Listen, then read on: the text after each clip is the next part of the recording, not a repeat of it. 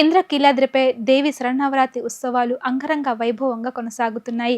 Queue లైన్లో సామాన్య భక్తులతో వారి సమస్యలను స్వయంగా కలెక్టర్ లక్ష్మీషాతో కలిసి సిపి రాజశేఖర్ బాబు అడిగి తెలుసుకున్నారు.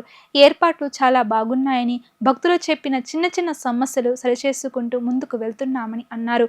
రానున్న రోజుల్లో ఉన్న సిబ్బందికి అదనంగా 600 మంది పోలీస్ బందోబస్తు ఏర్పాటు చేస్తామంటున్న సిపి రాజశేఖర్ బాబుతో మా ప్రతినిధి లిఖిత ఫేస్ టు ఫేస్. దేవి శరన్నవరాత్రి ఉత్సవాలు అంగరంగ వైభవంగా జరుగుతున్నాయి. 5వ రోజు అమ్మవారు శ్రీ మహాలక్ష్మి దేవిగా భక్తులకు దర్శనమిస్తున్నారు. సామాన్య భక్తుల్లాగా ఇప్పటికే సిపి రాజశేఖర్ బాబు, అదేవిధంగా కలెక్టర్ లక్ష్మీషా కూడా సామాన్య భక్తుల్లాగా క్యూ లైన్లో కూడా అమ్మవారిని దర్శించుకున్న పరిస్థితి. ఎలాంటి భక్తులు ఎలాంటి సమస్యలు చెప్పారో మనతో మాట్లాడటానికి సిపి రాజశేఖర్ బాబు ఉన్నారు. ఆయన అడిగి తెలుస్తాం. సార్ చెప్పండి, సామాన్య భక్తుల్లాగా మీరు ఓం టర్నింగ్ నుంచి ఇటు వచ్చారు, దర్శనం ఎలా జరిగింది ఏంటి? చాలా చక్కగా జరిగింది దర్శనము. వాస్తవానికి సామాన్య భక్తులకే పెద్ద పీట అని జిల్లా కలెక్టర్ గారు జిల్లా యంత్రాంగంతా మోటివేట్ చేస్తూ ముందుకు పోతున్నారు.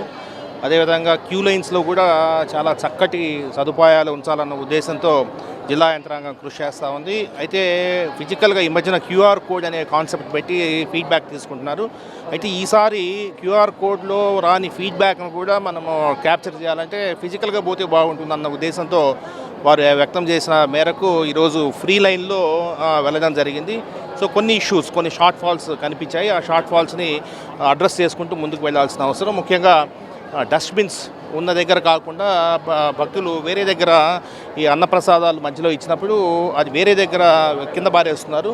సో ఎందుకని అడిగితే వారు ఒకటే చెప్పారు, ముందు డస్ట్బిన్ ఉన్న విషయం మాకు తెలియదు సార్, ఒక చిన్న సైనేజ్ పెడితే బాగుంటుందని. సో 20 మీటర్స్లోనో 30 మీటర్స్లోనో డస్ట్బిన్ ఉంది అని తెలియజెప్పే సైన్ బోర్డ్స్ ఏర్పాటు చేసే విధంగా ఏర్పాటు చేయబోతున్నాం. అదేవిధంగా కొన్ని దగ్గరలో కూలర్స్ కావచ్చు, లేదంటే ఫ్యాన్స్ కావచ్చు, అవి లేవు.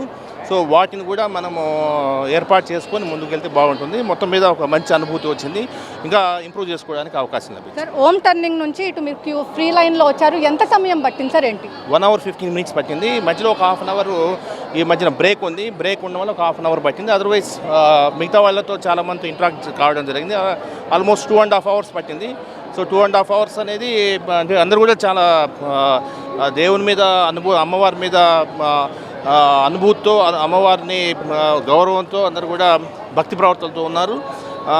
వాళ్ళు కూడా చాలా కుటుంబ సమేతంగా చాలామంది వచ్చారు, స్టూడెంట్స్ వచ్చారు, తర్వాత ఫ్యామిలీ అంతా కలిసి వచ్చారు. సో మొత్తం మీద అందరూ కూడా బాగా ఆనందంగా ఉన్నారు. సార్, అదేవిధంగా నెక్స్ట్ వీకెండ్ తర్వాత మూలా నక్షత్రం, దానికి తగ్గ ఏర్పాట్లు పోలీస్ పరంగా ఎలాంటి ఏర్పాట్లు చేస్తారు? బందోబస్తు 4500 ఇంకా పెంచే అవకాశం ఏమన్నా ఉందా? ఇంకొక 600 to 700 ఫోర్స్ తెప్పిస్తున్నాం. ఎందుకంటే ఆ రోజు ఎక్కువ వచ్చే అవకాశం ఉంది కాబట్టి ఈసారి ఇంకా పకడ్బందీ ఏర్పాట్లు చేశాము, హోల్డింగ్ ఏరియాస్ పెంచాము. ఎటువంటి సమస్య లేకుండా చూస్తాం. Thank you sir. మొత్తం మీద చూసుకున్నట్లయితే ఇంద్రకీలాద్రిపై దేవి శరన్నవరాత్రి ఉత్సవాలకు సామాన్య భక్తులకే పెద్దపీట వేస్తున్నామని చెప్పి తాను ఓం టర్నింగ్ నుంచి దుర్గగుడి దర్శనానికి 1 hour 45 minutes పట్టిందని చెప్పి కూడా ఇక్కడ సిపి చెప్తున్నారు. రానున్న రోజుల్లో ఏదైతే వీకెండ్స్, అదేవిధంగా మూలా నక్షత్రానికి 4500తో పాటు అదనంగా 600 మంది బందోబస్తును కూడా ఏర్పాటు చేస్తామని చెప్పి కూడా సిపి చెప్తున్న పరిస్థితి. ఇది ఇక్కడ ఉన్న పరిస్థితి. వీడియో జర్నలిస్ట్ అఖిల్తో లిఖిత, వీడిచల్ న్యూస్, ఇంద్రకీలాద్రి నుంచి.